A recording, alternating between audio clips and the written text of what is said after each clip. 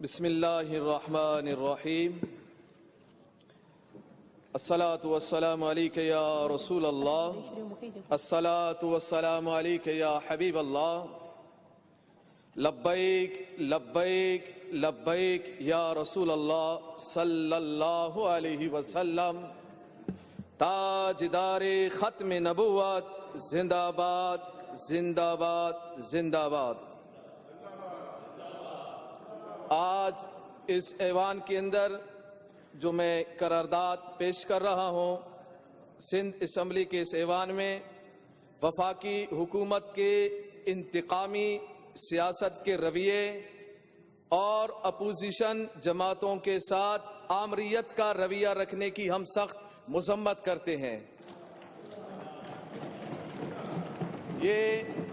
اس ایوان میں یہ مذمتی قرارداد پیش کیے جا رہے ہیں کیونکہ موجودہ حکومت وہ اس وقت بظاہر تو جمہوری حکومت نظر آ رہی ہے، مگر در حقیقت میں یہ آمریت سے بھی بڑھ کر ہے۔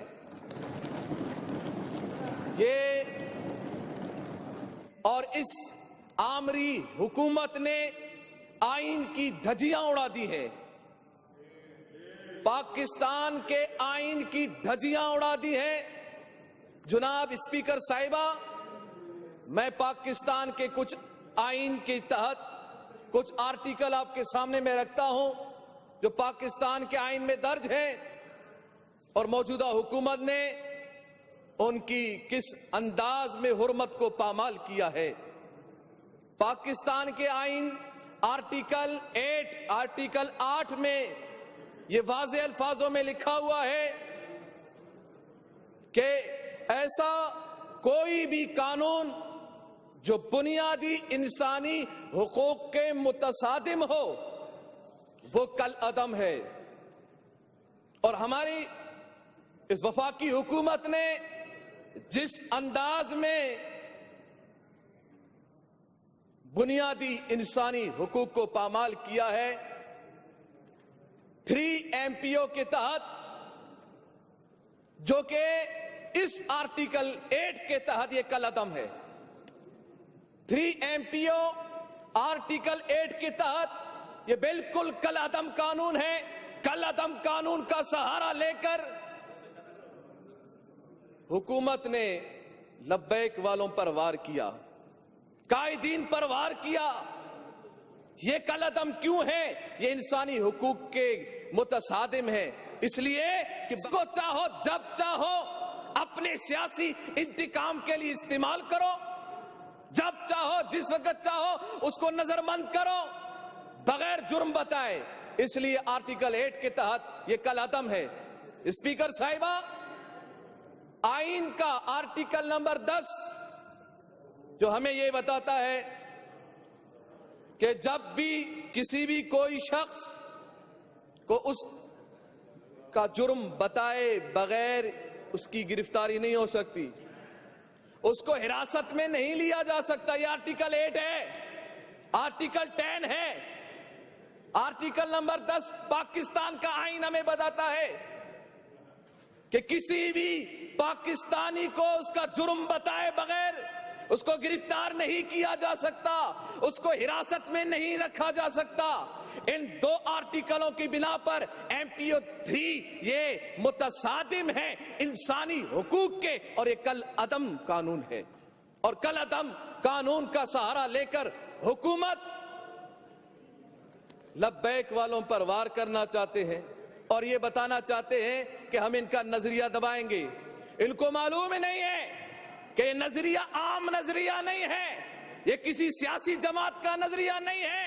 یہ نظریہ تو ہمیں ہمارے رسول اللہ نے دیا ہے، یہ نظریہ رب کا دیا ہوا ہے، عوام الناس کا دیا ہوا نظریہ قائم رہے نہ رہے، مگر محمد الرسول اللہ صلی اللہ علیہ وسلم کا دیا ہوا نظریہ قیامت تک قائم و باقی رہے گا انشاءاللہ العزیز۔ آرٹیکل نمبر 13 دیکھیے وفاقی حکومت نے کس انداز میں آئین کی حرمت کو پامال کیا ہے۔ آرٹیکل 13 ہمیں یہ بتاتا ہے کہ کسی بھی ایک شخص کو ایک ہی جرم میں دو قوانین کے تحت آپ گرفتار نہیں کر سکتے، اس کو سزا نہیں دے سکتے۔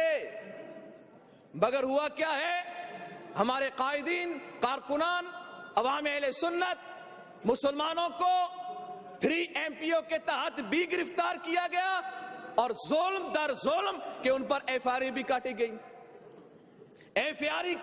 FIR جب آپ نے کاٹ دی تو پھر 3 MPO کے تحت گرفتار نہیں کر سکتے۔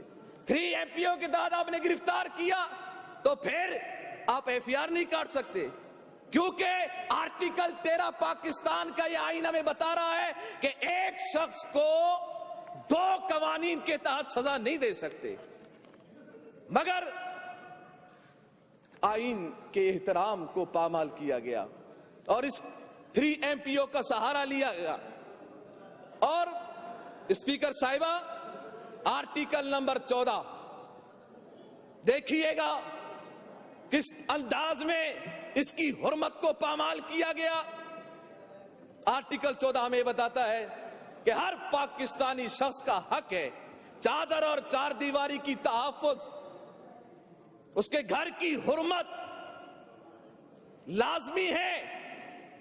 مگر اس پاکستان، جمہوریہ پاکستان، اسلامی جمہوریہ پاکستان میں تحریک لبیک کے کارکنوں، قائدین، محبین، عوام اہل سنت، مسلمانوں کو کس انداز میں دبانے کی کوشش کی اور آئین کی دھجیاں اڑائی گئی۔ ہمیں آرٹیکل 14 کہتا ہے چادر اور 4 دیواری کی حفاظت کرو۔ ان ظالموں نے، اسپیکر صاحبہ آپ سنیں گے نا تو آپ کا دل بھی ہل جائے گا، آپ تھوڑی دیر کے لیے سمجھیں گی کہ شاید میں فلسطین میں ہوں، شاید میں کشمیر میں ہوں۔ ان ظالم حکمرانوں نے مسجد کی حرمت کو بھی پامال کیا گیا۔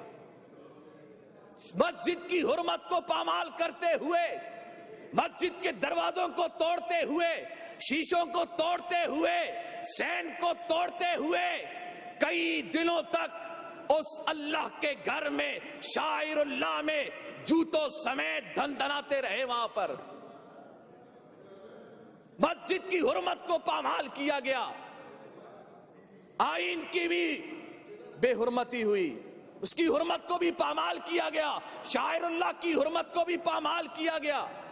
اور ظلم در ظلم میں آپ کو کیا بتاؤں کہ خواتین کی حرمت کو بھی پامال کیا گیا، بچوں پر بھی ظلم کیا گیا، اور یہاں تک کہ شیخو پورا میں تحریک لبیک پاکستان کے کارکنوں کے گھروں کو بھی جلایا گیا۔ اتنا ظلم کیوں؟ 3 MPO کے تحت یہ انسانی حقوق کی دھجیاں اڑائی دی گئی ہیں، اتنے آئین کے آرٹیکلوں کو تباہ کر دیا گیا، اور یہی آرٹیکل 14 کا شک، اور وہ ہمیں یہ بتاتا ہے کہ آپ کسی پر تشدد نہیں کر سکتے، آپ کسی پر تشدد نہیں کر سکتے۔ شیخ الحدیث حافظ خادم حسین رضوی دامت برکاتہم العالیہ نے کو جیل میں ستایا جا رہا ہے، اذیتیں دی جا رہی ہے، تشدد کیا جا رہا ہے، پوری رات آپ جاگتے ہیں، ذہنی اذیتیں دی جا رہی ہے۔ سردی کی ان راتوں میں وہ معذور شخص جن کی ریڑھ کی ہڈی میں شدید تکلیف ہے، وہ بغیر چارپائی کے نہیں رہ سکتے، مگر ان کو یہ سہولتیں اپنی جگہ پر۔ ہمارے ملک کے پاکستان میں ہم نے دیکھا ہے کہ کسی کو سر کا درد ہو تو فوراً اس کو ہاسپٹلوں میں لے کے جاتے ہیں، مگر ہمارے قائد کو، قائد ملت اسلامیہ خادم حسین رضوی کو یوں تڑپایا جا رہا ہے، بستر بھی سربیدے میں نہیں دیا جا رہا، اور جو بستر دیتے ہیں اللہ تعالیٰ ان ظالموں کے ظلم سے محفوظ رکھے، اس بستر پر ٹھنڈا پانی ڈال رہے ہیں۔ یہ آرٹیکل 14 پاکستان کا آئین ہمیں یہ بتاتا ہے کسی پہ تشدد نہیں کیا جا سکتا، مگر ان ظالم حکومتوں نے آئین کی دھجیاں اڑا دی ہیں، اور یہ پاکستان کے آئین کے تحت یہ جو بے حرمتی کی جا رہی ہے، پیر افضل قادری صاحب، ان کا 15% دل کام کرتا ہے، تشویشناک حالت میں ہیں آپ۔ اور ایک اور دل ہلا دینے والا ظلم اس اسمبلی کے تمام ممبروں کے توجہ طلبگار کہ دل کو تھام کے رکھیے گا اور عوام، اب پاکستانی عوام کے سامنے میں جو بات کرنے جا رہا ہوں اس کو سماعت کیجئے گا، دل خون کے آنسو روئے گا۔ ان ظالموں نے ایک 90 سالہ عالم دین کو، بات سمجھ رہے، 90 سالہ عالم دین کو بغیر کسی جرم کے گرفتار کیا گیا۔ 90 سالہ آدمی کیا کر سکتا ہے؟ اسپیکر صاحبہ، 90 سالہ آدمی کیا کر سکتا ہے؟ گرفتار بھی کیا گیا ان کو، اور گرفتار کرنے کے بعد اتنی اذیتیں دی گئی، طبی سہولیات ان کو مہیا نہیں کی گئی، اور وہ اپنے رب اور رسول اللہ کی محبت میں اس جیل کے اس کال کوٹڑی کے اندر آپ نے جام شہادت نوش کی۔ انا للہ و انا الیہ راجعون۔